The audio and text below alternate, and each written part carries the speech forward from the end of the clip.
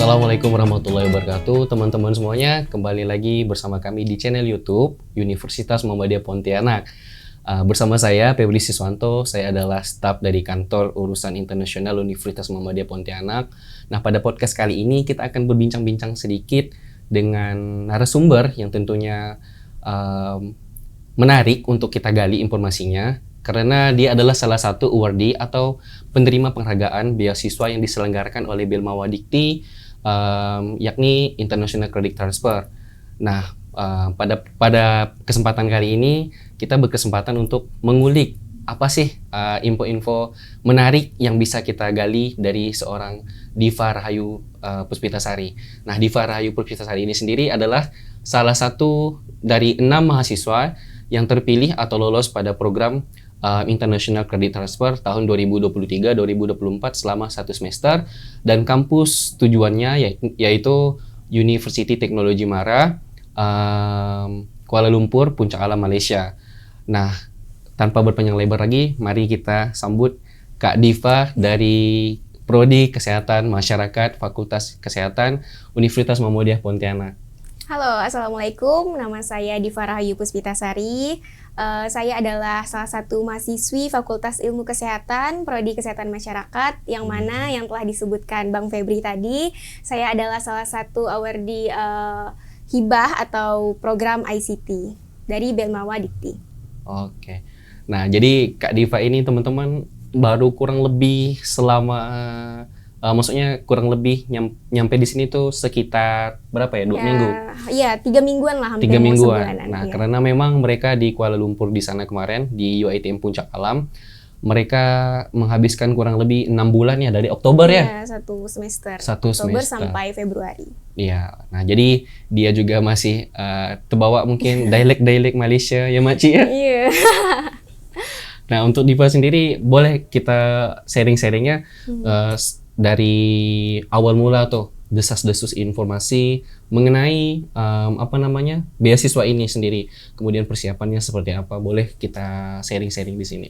Oke, jadi pertama saya tahu itu dari Instagramnya Kantor Urusan Internasional. Terus juga saya dihubungi sama dosen untuk mengikuti seleksi internal, karena kan Belmawa ini mengadakan program ini yang mana semua kampus itu nggak bisa lulus gitu. Ya. Jadi alhamdulillahnya Universitas Muhammadiyah Pontianak ini tahun ketiga menerima Belmawa Dikti ini, dan prosesnya itu sangat panjang ya. Jadi yang pertama seleksi internal tadi, seperti kalau saya kemarin itu dihubungi, jadi ada beberapa kandidat. Kalau waktu itu saya kandidatnya ber-6, yang mana di situ di tes TOEFL seperti biasa. Dan lanjut ada wawancara yang mana ya full English ya, karena kan kita mau abroad, ke luar negeri gitu. Betul, jadi betul. itu adalah syarat utama gitu. Setelah itu mungkin range-nya itu setelah saya ikut seleksi itu kayak hitungan hari kalau nggak salah ya. Itu saya dihubungi sama Ibu Farah kalau saya adalah salah satu yang lulus. Terpilih ya? Salah satu yang terpilih dari tes seleksi tadi gitu. Oke. Dan setelah itu saya langsung dimasukin ke grup, karena kan kita punya grup ICT. Langsung bikin grup ya? Biar enak discuss mungkin ya? Iya, jadi selanjutnya di situ ada info-info lah gitu. Dan selanjutnya lanjutlah kita ke pemberkasan, yang mana pemberkasan ini juga pusing ya, karena saya pribadi saya belum ada paspor ya waktu itu. Oh iya. Jadi ya karena kita ber-6 yang pergi, jadi kita ber-6 itu sama-sama belum punya paspor semua. Jadi ya udah kita paling pertama itu bikin paspor dulu, sama menyusul berkas-berkas yang lain kayak transkrip nilai dari akademik, terus juga ya itu tadi visa, yang mana visa ini ya kan yang kita struggle yang sampai berbulan-bulan, bahkan tuh kayak kita udah mungkin telat 1 minggu atau 2 minggu kalau nggak salah, karena kita harus nungguin visa baru bisa berangkat ke Malaysianya. Oke. Nah, untuk TOEFL sendiri itu menarik ya, karena kan mungkin teman-teman di sini ya backgroundnya kan memang bukan apa namanya mahasiswa bahasa Inggris Iya, ya. iya. Kita dari anak kesehatan, kemudian dari manajemen, kita pun mungkin tes TOEFL ya di awal semester kan sebagai salah satu syarat memang untuk nantinya skripsi ya, untuk ada sidang kalau tidak salah. Nah, kalau untuk TOEFL sendiri itu passing grade-nya berapa? Kemudian untuk mencapai passing grade yang ditentukan oleh Belmawa Dikti atau kampus destinasi tujuan kita tuh kira-kira berapa tuh passing grade-nya? Iya, dari Belmawa Diktinya sendiri dan saya dikasih tahu kampus, kita bisa lolos ke sana itu dengan passing grade-nya itu minimal TOEFL-nya 500. Iya. Kalau misalkan tahun-tahun sebelumnya saya pernah baca itu ada yang 450. Cuman untuk tahun ini saya kemarin itu 500. Wah, luar biasa ya. Iya, lumayan Itu tinggi ya. lumayan tinggi Iya. ya. Nilai-nilai yang itu teman-teman yang harus di reach atau dicapai gitu harus 500 karena kalau 500 otomatis dia tereliminasi atau bahkan tidak lolos untuk pergi untuk melanjutkan studi selama 1 semester ke UiTM Puncak Alam ya. Iya. Nah, untuk persiapan tes sendiri tuh ada nggak kayak apa namanya tuh special training atau coaching untuk mencapai target yang 500 itu gitu? Ya, jadi ini pas seleksi internalnya ya? Iya. Oke, jadi pas saya dikasih tahu jadwalnya, oh besok kamu tes TOEFL ya untuk seleksi internal itu, saya malamnya buka YouTube itu kayak untuk belajar lah Ngulik-ngulik ini. ya? Iya, ngulik-ngulik tips karena kan dalam waktu semalam nggak mungkin saya tiba-tiba langsung bisa dengan Betul, PD-nya betul, gitu kan. betul. Jadi saya buka YouTube, belajar sebisa mungkin karena kan ya saya ya lumayan bisa secara basic lah. Kalau secara basicnya itu lumayan bisa lah dan mungkin lebih memperdalam bagian segala macamnya itulah yang saya belajar dari YouTube otodidak itu yang selama semalam gitu dan besokannya pas seleksi dan hitungan hari diumumkan lulus gitu ya rasanya wow gitu. Perjuangan karena gitu. unexpected ya bisa Iya, lolos karena gitu pun kan. kayak belajar aja dulu gitu kan nggak mungkin kita Betul. langsung nyerah di awal gitu kan karena kayaknya nggak mungkin deh ya saya bisa lolos gitu tapi ya coba aja dulu dan Iya. ternyata ya begitulah takdir Allah ya kan kita harus Masya bersyukur. Allah, ya gitu ya. Jadi memang ada ya apa namanya prepare gitu ya walaupun kayak last minute gitu ya. Kemudian setelah dinyatakan lolos nih dari Memuvi selaku Kepala Kantor Urusan Internasional dan Bu Farah selaku PIC International Credit Transfer kan. Nah, jadi dari mereka tuh kira-kira ada persiapan nggak untuk kalian misalnya menyediakan apa gitu untuk mentraining kalian supaya matang Inggrisnya karena as we know ya seperti yang kita ketahui walaupun mereka itu negara tetangga kayak Kuala Lumpur mereka kan hari-hari tuh dialeknya mix ya. Iya betul. Melayu sama bahasa Inggris ya. Inggris. Nah, even itu ngomongnya nggak formal pun tetap ada Inggrisnya. Iya, betul. Nah, setelah kalian dinyatakan lolos tuh ada nggak gitu di-push lagi untuk memaksimalkan basic Inggrisnya kalian tuh?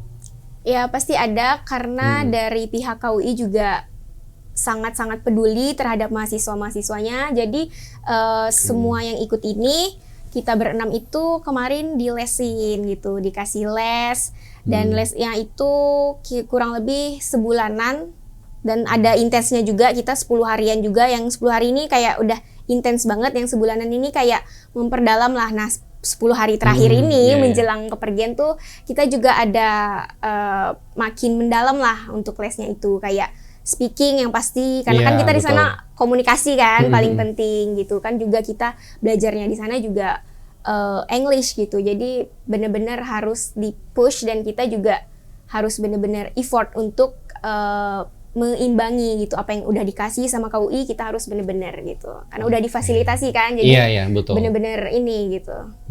Jadi memang ada preparation yang dipersiapkan dari KUI sendiri ya untuk apa namanya memaksimalkan ya basic English kalian supaya improve and then ketika nanti di Kuala Lumpur ketika nanti dosennya juga ya seperti yang kita ketahui ya dosen-dosen di sana kan internasional ya jadi mereka deliver atau mentransfer materinya udah pasti English kan bahkan slide-nya kalau saya nggak salah lihat kemarin itu ya betul bahasa Inggris dan tugas-tugasnya itu juga full English jadi benar-benar writing speaking aduh semuanya benar-benar full English dan benar-benar adaptasi dengan itu semua. Oh gitu ya jadi memang ada apa namanya extra effort ya yang dilakukan oleh kalian berenam ini.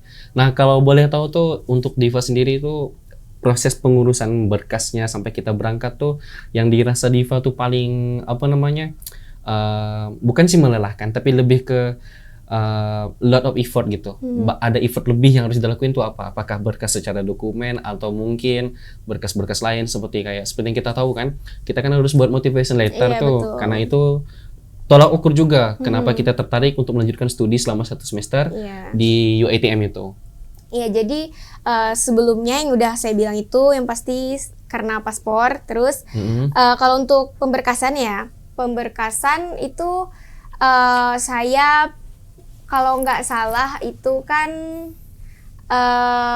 pemberkasan itu kan benar-benar struggle. Iya. Ya, yang paling saya inget ya kalau waktu itu saya inget banget pas bikin paspor, saya itu ada kesalahan nama. Nggak salah nama sih sebenarnya, karena yang typo ya? Iya, typo. Jadi nama saya itu kan Diva Rahayu Puspitasari, yang mana kalau ikut di akte, itu Puspitasari saya itu digabung. Tapi ternyata pas lihat di KK sama di KTP saya itu beda. Dan ini nggak bisa ngelanjutin bikin paspor. Jadilah saya telat seminggu. Dan teman-teman saya tuh udah jadi semua Udah gitu jadi kan. semua, Jadi kan? saya ngerasa, aduh saya ngambil teman-teman yang lain nih gitu kan. Akhirnya kita bantu sebisa mungkin juga kayak saya juga udah bolak-balik karena ngurusin yang salah spasi tadi. Oh, jadi sempat balik ke Iya, Melawi kan? sempat balik gitu Oh, karena nggak bisa juga kan kalau misalkan surat begitu tuh kayak harus ada kitanya, apalagi ada KTP gitu kan. Jadi ya bolak-balik, dan itu tuh masa-masa lagi libur gitu. Jadi pedihnya itu karena kan anak-anak yang lain nih Pada libur iya, ya. pada libur. Nah, Nah, bisa kita berenam staycation. nih, iya kita berenam kayak stay di sini karena harus pemberkasan, nggak boleh kemana-mana kan.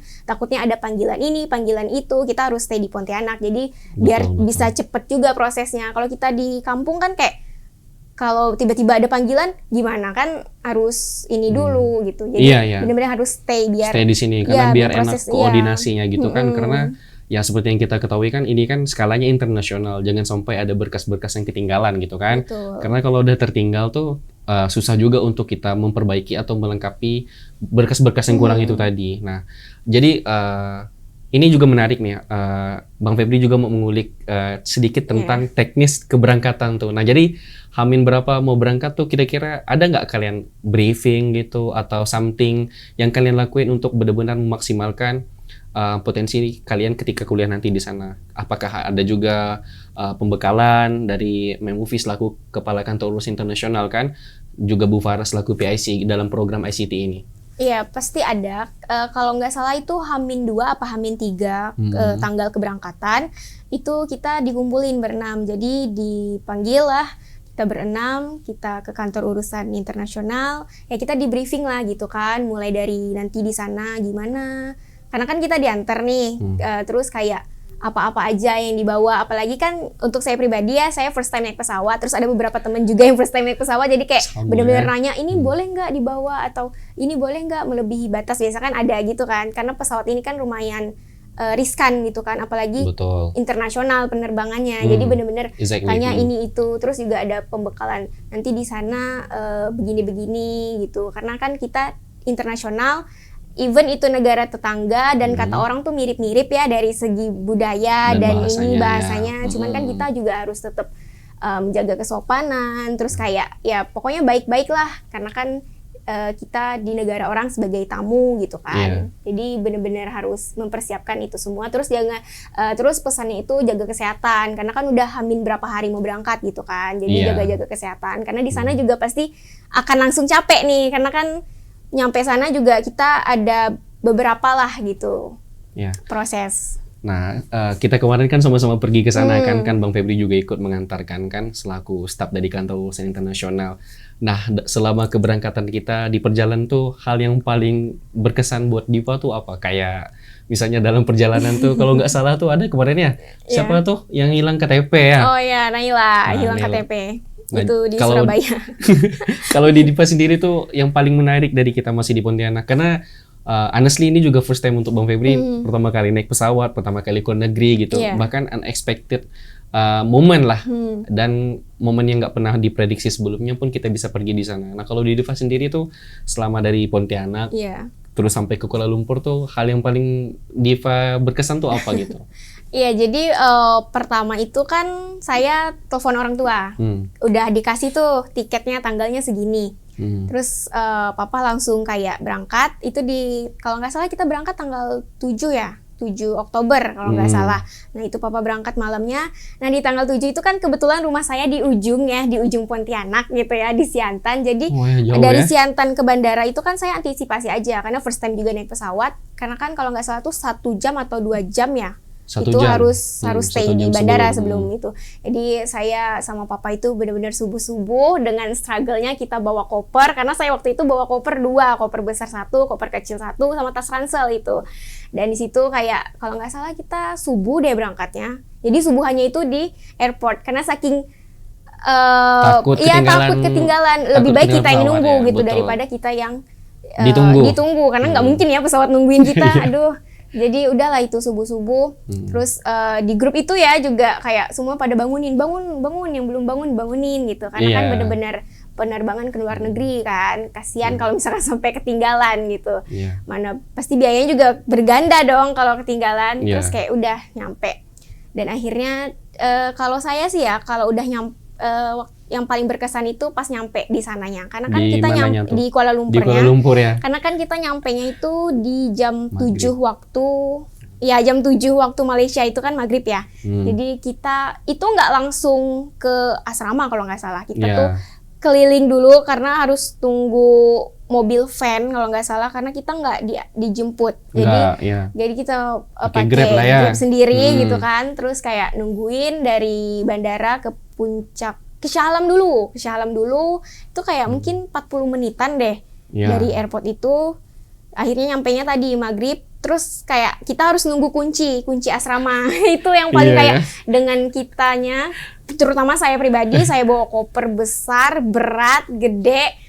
Saya dorong-dorong dengan waktu itu jalannya semen yang berbatu. Bayangin ya kita kalau di airport sih enak ya, di lantai pos lain biasa tuh lancar. Ini dengan struggle batu, dengan tas ransel berat, isi laptop segala macam. Dan ya tapi sebegitupun struggle kita tuh karena kita berenam, terus ditemani sama dosen-dosen mendampingi, termasuk Bang Febri juga mendampingi. Itu kayak saling membantu lah, kalau temennya kesulitan bawa dibantuin gitu. Jadi ya itu sih bener-bener kayak wow gitu. Pertama kali melakukan perjalanan jauh ke luar negeri, capeknya bener-bener terasa sih itu. Nah memang teman-teman, jadi kita kemarin setelah sampai di Kuala Lumpur tuh kita nggak langsung ke asramanya karena memang nggak ada penjemputan. Jadi kita memang inisiatif cari tumpangan atau transport pribadi untuk menuju tempat kita untuk stay beberapa hari untuk mengurus segala persyaratan gitu kan. Nah setelah di sana tuh apakah langsung kuliah atau ada lagi nih persyaratan secara teknis ya yang harus kita isi atau kita complete first gitu kan, yang kita lengkapi terlebih dahulu untuk memudahkan kita pada proses perkuliahan setelahnya gitu.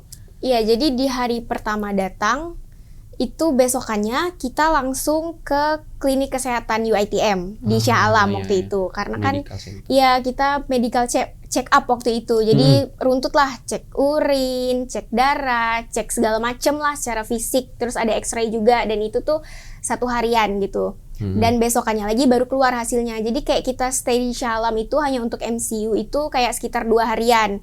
Nah dari 2 harian ini pasca MCU kalau dinyatakan lulus, bisa menjadi bagian mahasiswa UiTM, baru boleh diantar ke kampus aslinya, yang mana saya dapatnya di UiTM Puncak Alam, kita berenam itu. Iya. Jadi bukan di main campusnya, bukan di kampus utamanya ya, di namanya? Di Shah Alamnya. Tapi di Puncak Alam tempat kita berstudi kan. Nah, untuk Diva sama Nela ini kan terpisah nih dari teman-teman yang berempat dari manajemen kan. Nah, untuk mereka sendiri tuh untuk Diva sendiri, ketika perkuliahan di sana tuh kira-kira ada nggak shock culture gitu dari misalnya keren gitu tempat-tempat di sini kayak fasilitasnya wah masya Allah gitu kan, and then teman-temannya, and then cara-cara kita untuk berkomunikasi kan kita tuh ada juga beberapa bahasa yang kita mungkin agak enggak nyambung sama agak asing walaupun kita sama-sama dari Melayu gitu kan. Nah dari Diva sendiri tuh ada enggak sih shock culture berkaitan dengan hal-hal itu gitu selama proses berkuliahan berlangsung di sana?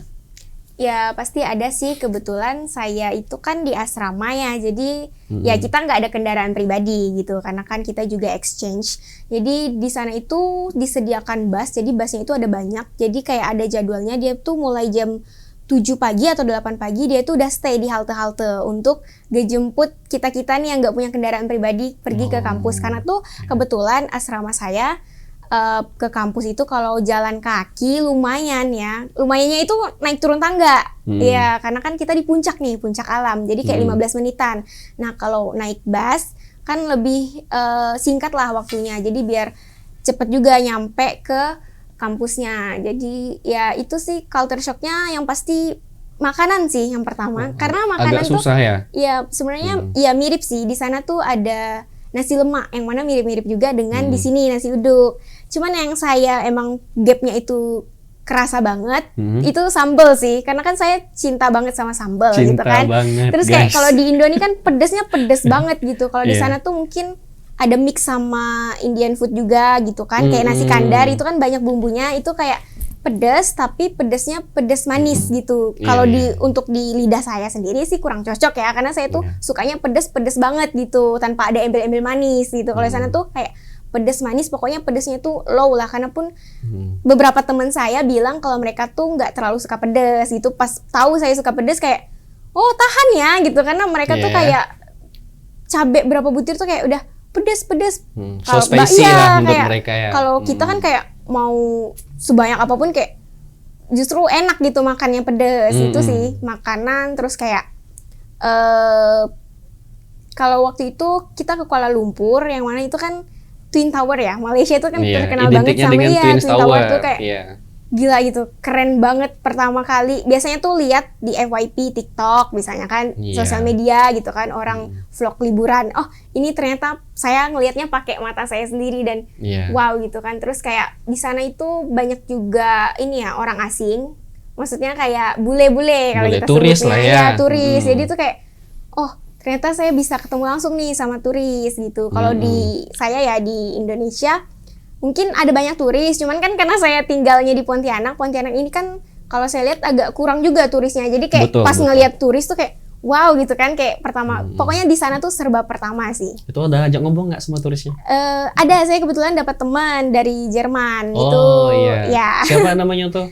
Yang kemarin satu bus sama kita tuh ya? Satu bus itu.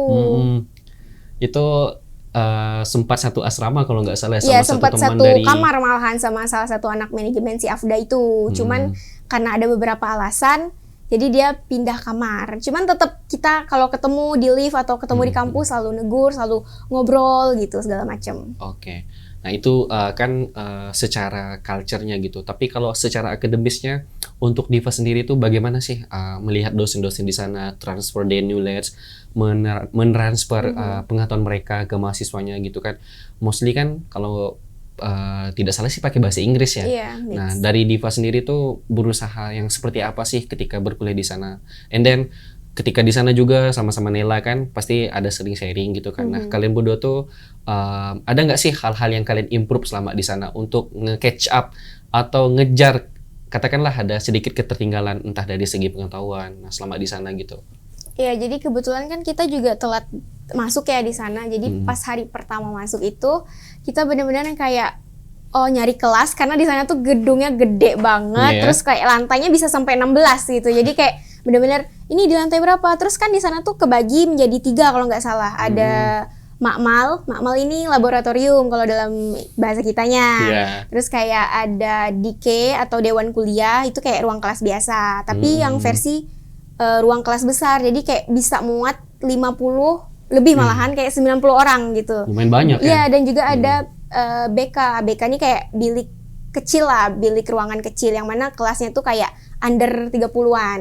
Nah, yang pasti ya itu ya. Terus kayak materinya, semua isi PowerPoint-nya ataupun apapun itulah, itu full English, segala jurnal segala macam. Karena kan saya kalau di sini kebiasaan baca jurnal ya Indonesia kan. Betul. Kalau di sana kayak tiba-tiba dihantam sama yang full English gitu. Jadi bener-bener terus tugasnya segala macem, writing segala macamnya full English. Tapi ya alhamdulillahnya sih bisa yang semuanya kayak mungkin ya? Sebulan pertama lah yang kita kayak aduh capek ya, maksudnya kayak banyak tugas. Iya banyak tugas. Terus karena telat itu jadi banyak ini gitu. Oke.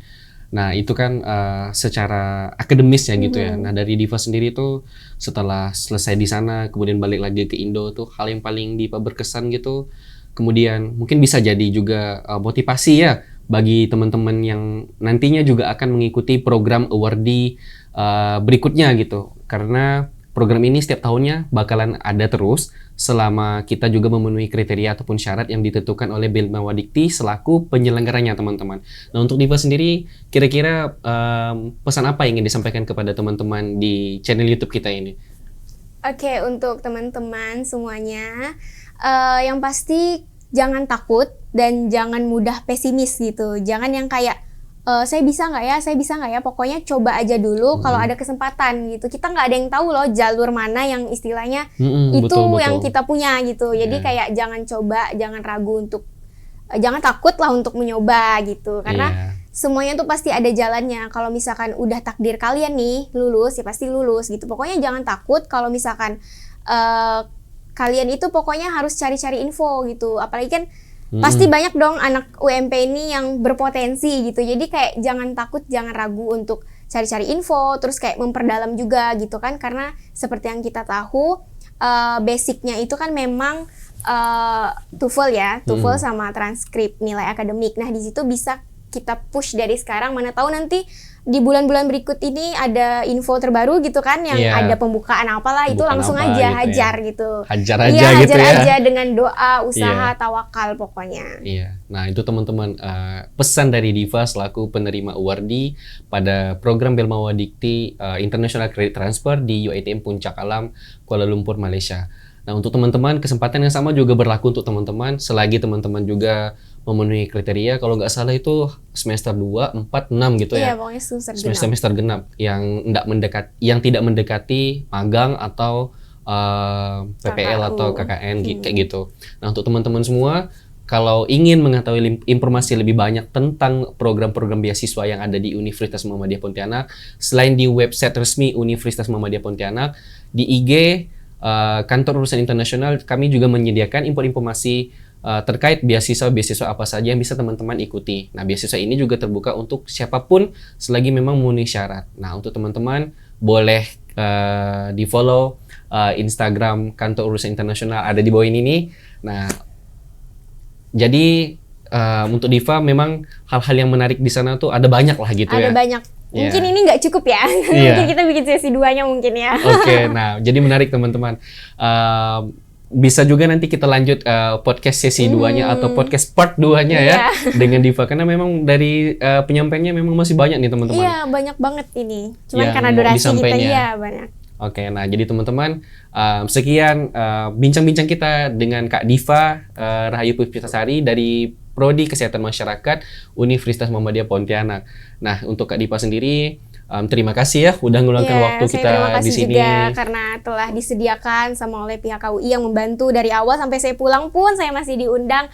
Saya sangat-sangat berterima kasih KUI, fakultas saya sendiri Ilmu Kesehatan Masyarakat, dan UMP sendiri yang menyediakan, memfasilitasi dari awal, tengah sampai saya akhir. Bahkan saya di sini juga saya masih dilibatkan, itu sangat-sangat merasa bangga dan berterima kasih sekali kepada KUI dan ya semuanya yang telah terlibat dalam program ini. Oke, nah sekian ya teman-teman bincang-bincang kita bersama Kak Diva pada hari ini.